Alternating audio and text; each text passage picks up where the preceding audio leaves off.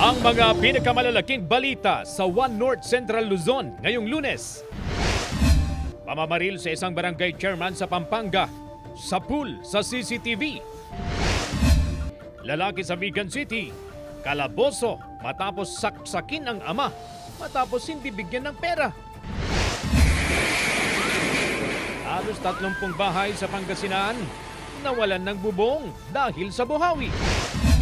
At isang talon sa Dumalneg, Ilocos Norte. Bakit nga ba tinawag na Darna Falls?